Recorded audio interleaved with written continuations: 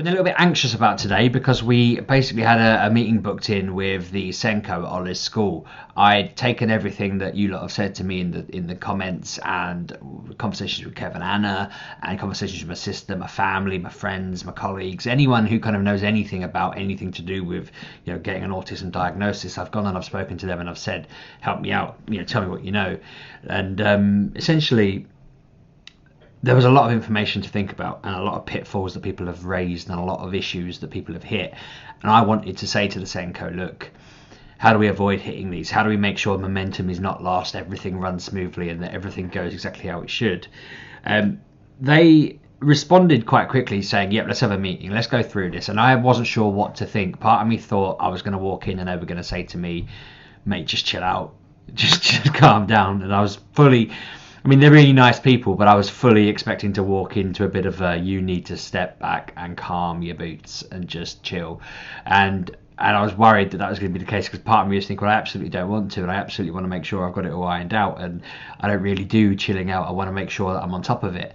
That's how I've always been with this sort of thing. I want to make sure that momentum isn't lost. So I've been building it up all week thinking that I was going to get there and they were going to say that, or they were going to say they disagreed with something, or they were going to say that it wasn't quite how they thought and all of this. And then on Monday we sent Ollie into school and he basically had a maths test, I think it was. They'd set up a test for the day, and when he got in they'd rearranged the entire classroom and it didn't go to plan at all. It wasn't a very good day.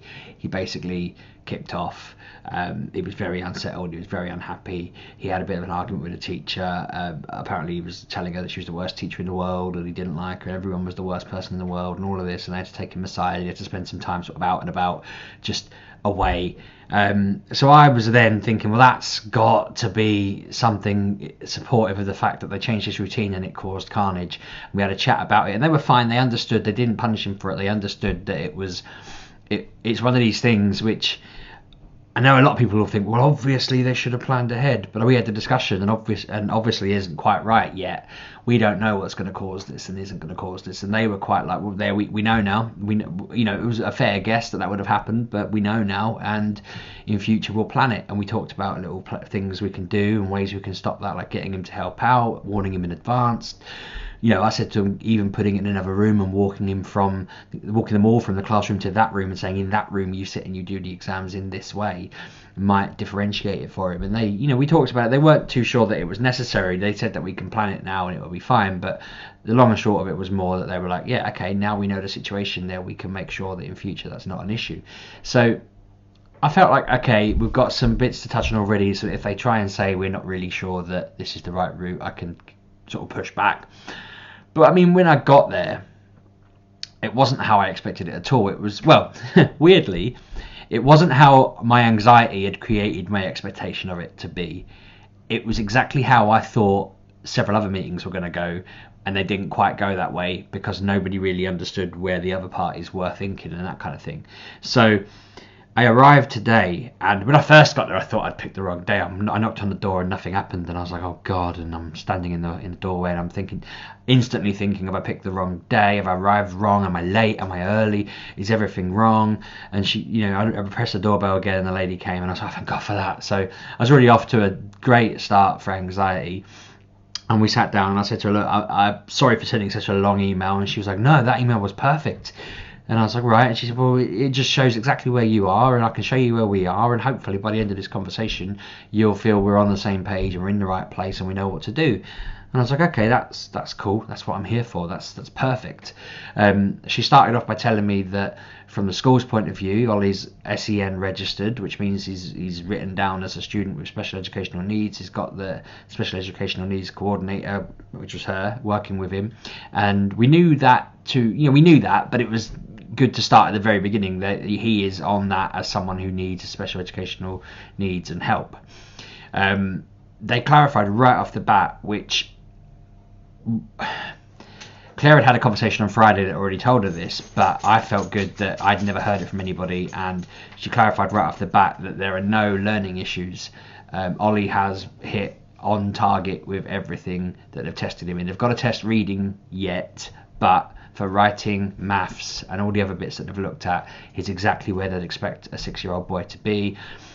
He's good at those things. He's achieving at those things. It is not an issue of him being behind in X, Y, and Z. They're confident that he can do those things and it's going well and that he understands them, and that's not the issue. And I was like, okay, that's quite a relief, because I just had it in my head. I was convinced that he was okay at maths but probably didn't show that, and that he was maybe behind in other bits and pieces, but what their discussion with me was, it's just that his communication is the problem, and that's something that's not developed for him the way that you'd have hoped, and that there's obviously these other things that we need to look at. But she said right off the bat he is on target, and they are very, from that in that respect, they've got no concerns. She was showing me the different areas they need to look at them on, and she said there's no concerns there from a pure learning point of view. Fine. So she said that she'd rang the doctor that we are talking to. There's a doctor in Lincolnshire. We work with them. Oliver's seen the doctor, and Claire's been there to visit them, and I've spoken to them on the phone, and they're the ones who sent us the AQ form, the Connor 3 form. They sent some forms to the school as well. She rang the doctor to say to them, look, we need to straighten this out. We need to all be on the same page, which is something I'd kind of raised as well, but I felt really pleased. She said the exact same thing. It's basically us and the school going to the doctor. We need to all be on the same page, and I thought that's perfect. That's, the three of us, the three parties can be in tow. That'd be great. She said we both have big concerns. We're both very, very concerned about the situation with Ollie and where we are and what's going on. The doctor said that they did a questionnaire last year, and we filled in a questionnaire, and they looked at all the results, and this doctor decided that based on those results and the fact he was in reception, where you kind of, it's free learning, you play all day and you kind of do what you really want to do, and within reason, you spend some time on the carpet, but most of it's kind of free to, if you don't want to do that, you go and do something else, because it's all different levels of development. So she sort of said at this point I would flag him as sort of developing, he's got ADHD to an extent, and we'll see how it plays out. And she said at the time, go into year one, see how he copes with that, and see what happens. So the SENCO was ringing and saying, look, at this point he's a term into year one, and there's been so much change in the way he behaves and acts and is, and it's very clear now that it's not not ADHD, but we're not pursuing an ADHD thing. It's very clear that there is ASD signs there. So she went through an update with him and said, we really are keen to crack on with both of these routes, but we're keen to get this kind of pushing. She asked them about what the waiting lists were on various things. At this point, she was showing me the different pieces of paperwork, and she showed me the fact they got the test there, and I could see the tests. And I said to her, well, when we did it, I worked out the score for him, and I thought the score was going to be mild, and then when I ran it up against the numbers, it was quite high. I asked her, I said, obviously you don't know the exact score, but you've done a lot of these. How did you feel about it? And she said, there's definitely, she was like, there's, without doubt, there's, he's erring on that side. She was, I told her our score, and she was in complete agreement that that's about where she would have assumed. I asked her about the Connors 3, and her response was, we didn't fill one in this time, we filled one in last term. So apparently they filled one in alongside the form Claire and I filled in that wasn't a Connors 3, which I guess is probably in line with why the doctor thought it was more ADHD related. I agreed with the SENCO that I've never written it off. I didn't think it really fit, and I know in my video before I said the questions didn't feel like they fit, but I've never written it off as a completely unlikely idea. The two go hand in hand so similarly anyway. I imagine there's lots of you who have a child with both, and I have no illusions that Ollie's not any different to that. He sounds like he's along those same lines exactly. So we talked about the situation. I wanted to find out whether we should go private, whether that would be a benefit, B, what the time frames are going to be like, whether there was any way to speed that up, or whether we were kind of low priority for whatever reason, and just generally to get an idea of the situation. Kev and Anna raised a problem to me whereby we all live in Lincolnshire, and we're right on the Cambridgeshire border. So Ollie goes to school in Cambridgeshire. Now Kev and Anna were trying to get Andy into a school in Cambridgeshire, and couldn't get the funding. Lincolnshire couldn't physically fund Cambridgeshire. It just wasn't possible. So I needed to raise that, because I was saying, well, look, if Ollie needs funding, will you be able to get it? Will it be possible for you to get any help at all? If we get this diagnosis, is it going to make a difference, or is it going to have to wait until he's at secondary school? And I got to say, that had been stressing me out all week. Well, Kevin and Anna were talking to me about it Friday, and I think it's been in my head since, basically. And there's no, like, I'm not saying to them they shouldn't have said. It was great that they said. It was just, I'm sat there daydreaming, wondering what on earth I could do to raise enough money to cover whatever costs it was. And I was chatting to a couple of people on Twitter and stuff like that. Some people have been amazing with help on just how the system works and that kind of thing. And it's interesting, and it's maybe worth covering off another day, but the funding is brutal and it's broken and it's weird. But I'll get to why it's not particularly relevant in a minute. The doctor explained there's a 2-year wait list for a ADOS meeting, they call it, the Autism Diagnosis meeting. It's in a clinic. So it's 2-year wait, but if he's having speech and language therapy, that is reduced to a 1-year wait. I'm not sure why, but I guess that is a clear sign, perhaps, that there's an issue. And so if he's having that, which he is, my response was like, well, he's on that now. He had a letter about that the other day, and she was like, oh, that's great.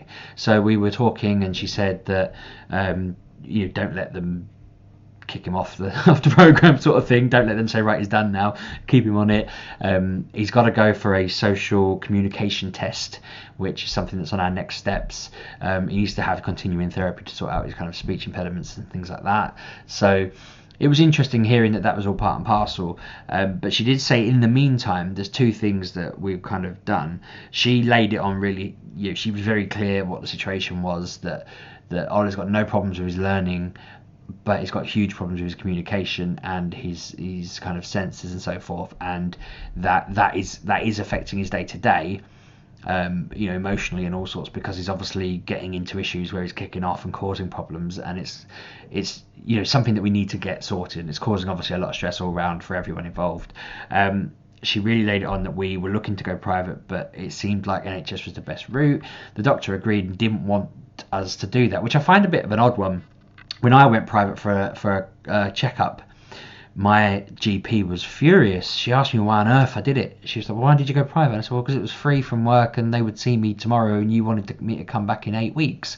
And I said, no disrespect. I don't really understand why they consider it disrespect, or whether it costs them money perhaps. And if that's the case, then I feel a bit bad. But in this instance, she said, no, it's in your best interest to stay this way. They said it's more, I can't think of the right words. She didn't say it was more respected or more reliable, but she kind of just said it was the way that they would prefer it to happen.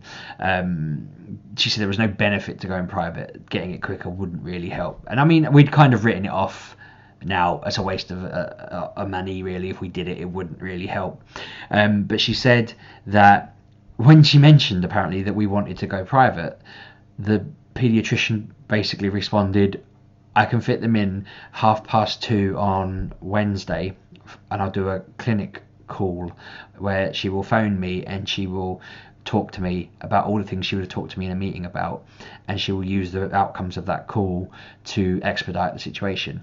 From what I understand, the conversation will be about everything. There won't be a kind of clear, we're going to lead down a path.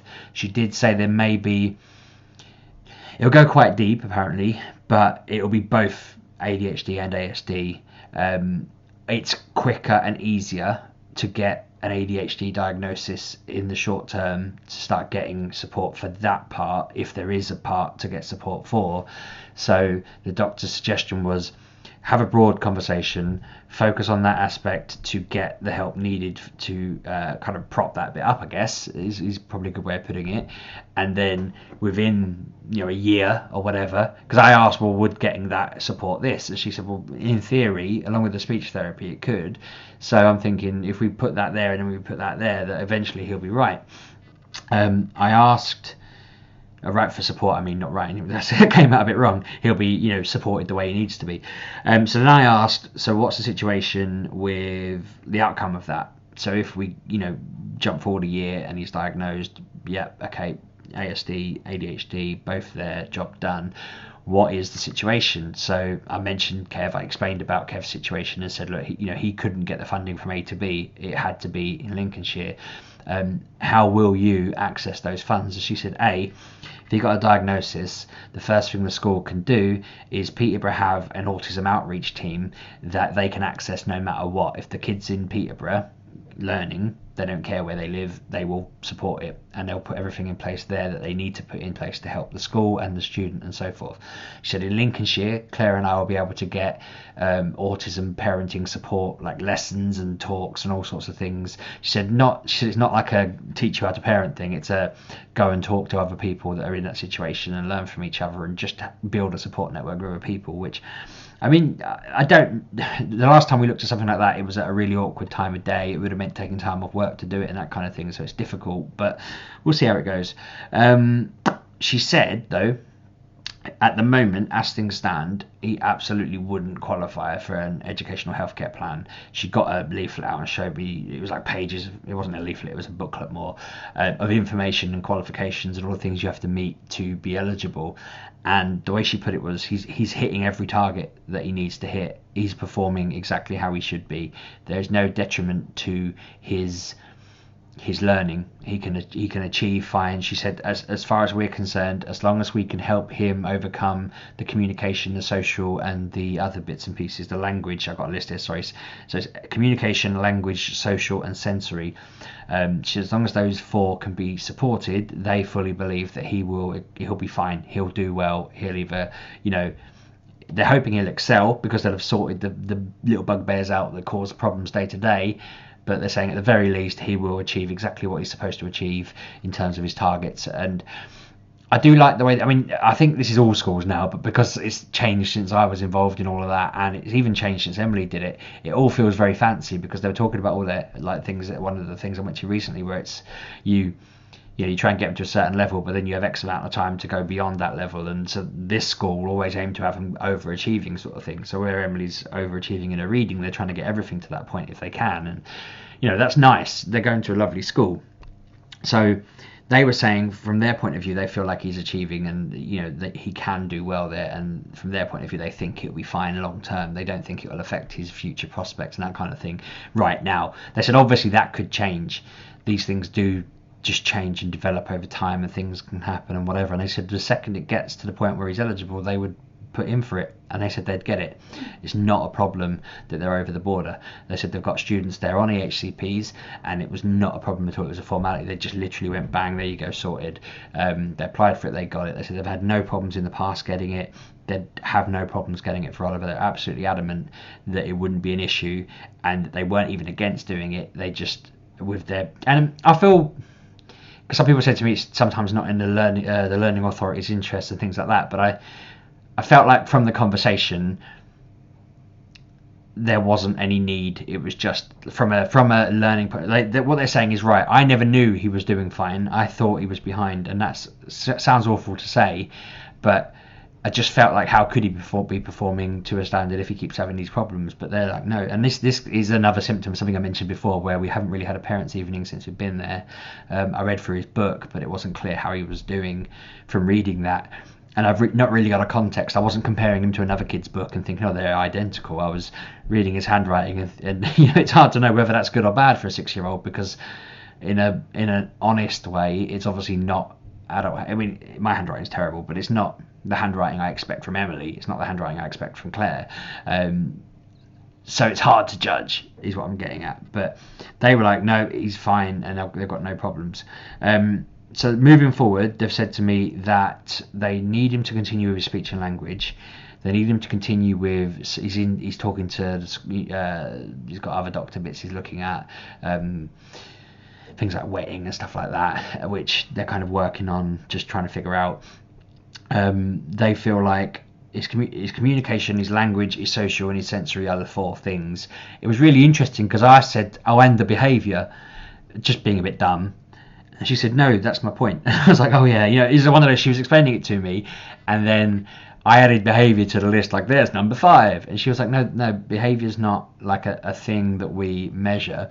She said, like, if their communication has issues, then their behaviour will be affected. If their language skills have issues, their behaviour will be affected. If their social skills have issues, their behaviour will be affected. And if their sensory skills have issues, their behaviour will be affected. Not necessarily bad behaviour, just in general the way they act will be affected. And that was like a mind flip moment where I was just like, okay, I get it. I fully get it now. Like what they're saying is he's not misbehaving. It's just the behaviour's not, I want to say normal, but that's the wrong word. It's not. It's unusual behaviour out of line of what the targeted behaviour is, I guess. I don't know. There's no good way to put that. But it was fascinating. We got into a conversation then. I was saying to her that he's off sick yesterday, bless him. Today, sorry, bless him. He come home ill yesterday, and he kept telling us he wasn't feeling well. And Emily kept saying, "What's wrong with you? Like, you got a headache? You got a bellyache? You got what's wrong with you? You feeling sick?" And he'd be like, "I just don't feel well. I don't feel well." And she's like, "Well, what is it? Have you hurt yourself? What is it?" And he's just like, I'm just like, and she wasn't having a go at him, but I think she was having a friendly conversation with him where she was trying to, I made that sound really antagonistic, but she's trying to get it out of him because she wanted to help or she wanted to just talk. And we were all kind of trying to figure it out, but it's one of those where if you said, "Is your head hurting?" he'd go, "Yeah," and you could say like, "Is there an alien on your arm?" and he'd go, "Yeah," because he just kind of goes with whatever you say. But I was chatting to her about it, and she was saying, "Well, that's exactly the kind of thing they mean when they say sensory. He can't translate whatever. He knows something's wrong. He's saying I don't feel right. That's the definition that he can put on it, and the rest of it is up to us to figure out." And that's concerning in a way, because obviously it's something that we need to figure out if he had an issue that was major at all. But I suppose it'd probably be more obvious if that was the case. But it was interesting talking through it, because we were saying like the communication isn't quite there, the language isn't quite there, the speech isn't quite there, the social skills are quite off now and again. And so she just, I feel really positive after the meeting. I feel like I was silly for getting anxious. I feel like I know what we need to do. Where I feel at the moment is we're not going to do the private route. There's no benefit to doing it. The call on Wednesday will kick things further. They're saying that if we can get the speech and language sorted and we can get the call on Wednesday going, I can then feed back to the SENCO how that went. She'll write a report. I'll fill in whatever things I've got to fill in. There was something I needed to send, and the doctor will write a report. They'll refer it for the ADOS. It's the autism clinic where they diagnose autism, because of the speech and language and because of the ADHD discussion. That should be within a year, and from that we should see what happens. So she said that they'll keep pushing it. They want to keep badgering the lady there to the doctor to try and expedite as much as they can. I felt like they're really on board. I felt like we're really working on the same way. I'm genuinely chuffed with it all. And she said to me, like, long and short of it, she's pretty convinced that Ollie is autistic, and she's pretty convinced that he shows signs of ADHD. That's exactly how we feel, I think, at this point. He's high functioning. There's no concerns about his functioning in terms of kind of getting on with day-to-day life. It's just putting in the support he needs to avoid the problems that he's been having. And I was like, that's been just such a relief to hear. It's by no means finished. It's just a relief to hear someone who moderately knows. She said she's not an expert. The doctor's the expert, but she is the SENCO, so she knows enough to make me feel that we're heading in the right direction. So yeah, I feel like there's lots of stuff to do now. And obviously I'll do an update on how the conversation goes with the doctor on Wednesday. I'll do an update on things like speech and language, the social communication test. Obviously if I don't know, she implied like an ADHD test and diagnosis could be really quick, so that'd be good to have or to rule out, whichever way. I feel like it'd probably be at least mild, if not middle. I don't think it's severe by any stretch. I think he's very far away from the major questions that were in that quiz. I think it'll just be mild, and they'll need to put bits in place to make sure. But they've also shown me all the things they do. They have their daily story things they do. Apparently, someone asked me, do they have like a plan of his day that they just point to or go through. They have actual cards that she said posts, but I think she just means gives to the teacher. But it's like once this one's done, he hands it to somebody and he's on to the next one, and he has to physically hand them in every time they finish that step of the day. And she said that's been working really well. He's got these target things for if he behaved enough in the day, he got a conquer every time he was good, and once he got 5 conquers, he got a reward. That stopped working. Now they do a traffic light system where when he's green he's behaving, but if he starts going shaky he gets onto the yellow and he has to get back onto the green by behaving. And they said that's working really well. Obviously things were working great, and except for Monday, the kickoff around the exam, but they understand that, so it's like fair enough. I think that's everything. This is a long video, so I apologise for that, and I hope it's been useful. I feel like I'm just waffling at you about our stuff, but I'm hoping this is useful, because I guess if you're in the same position, it's worth essentially doing what I did at this point. I sent a long email just with all the things that I wanted to know or that I wasn't sure about, and then I took a pen and paper with me, and everything she said I wrote down so that I could read back to Claire and to you guys to say this is what they said. Having a SENCO on side I feel makes a big difference. I don't know that we'd have got, from what I understand, and I don't want to play it down, she said she had to really keep going on until the woman gave us this appointment, and she was saying to me, just don't underestimate how difficult that was and how rare that is and how lucky we are. She must have just had a cancellation or whatever. She must have agreed to fit her in to get her off the phone. She said it's not normal that happens. We're lucky that happens, and I'm quite pleased that it has, because it seems like it's going to kick things on. So yeah, let me know your thoughts. Let me know your questions. Let me know if I've missed anything. I'm hoping nobody says, "Oh no, that's wrong," because that would be a nightmare. I feel like everything's okay at the moment in terms of we've got a plan.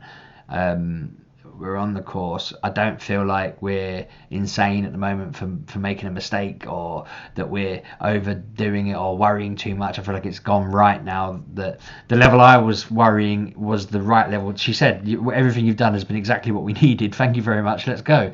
So I feel like that's cool. That's really a real relief. I feel like that's probably I would recommend getting the SENCO on side if you need to, if you can, if there is one. Getting them to help you be an ally, work together, agree on as much as you can. It's hard, but try not. I feel like I've been quite lucky that they've not wound me up in terms of they've been quite understanding and have listened. I feel like if they were opposing me, that would have been harder, but I've been polite with them and I've said things. I've rang the doctor and said I don't think we should be pursuing this one as fully as you think we should be. We should be looking at a broader picture, and they've accepted that. That's been really helpful. I think we've been lucky so far. We've had 2 very understanding people involved. It probably won't all be that smooth. This will probably be the smoothest bit, and then everything else will fall apart. But it's nice to know that it's not that. It's got some direction to it, and it's interesting that the year thing is there. The speech and language making a difference. If people can do that, it's worth exploring for you. If you've been told to wait 2 years but you can somehow expedite it via that, then do it. And I'm going to have a chat with Kev offline about the fact that our school can get those funds from a different county, so why can't the school that he wanted to talk to, or why can't the services that he wanted to talk to do that? It may be because they're literally on the border, but I don't know. It's worth Kev pursuing that, because I was very interested to hear that our place has no problems with that, and they guarantee that that's not a problem. But yeah, thank you for watching. Let me know your comments, give me your feedback, all that stuff. I love hearing from you. It's been really useful. I have to thank you all for the fact that you've put ideas out there for me to look at, and it's been great. Obviously subscribe if you want to find out how it's going and what's going on. You like the video because it all helps the YouTube stuff so that other people see it. And yeah, I'll be doing an update Wednesday next week on how the conversation with the doctor went. Otherwise, just check out the channel in the week for whatever random nonsense we get up to at the weekend. Thanks for watching, and I will see you, what day is it? I will see you Friday or Saturday, probably sometime over the weekend. But cheers.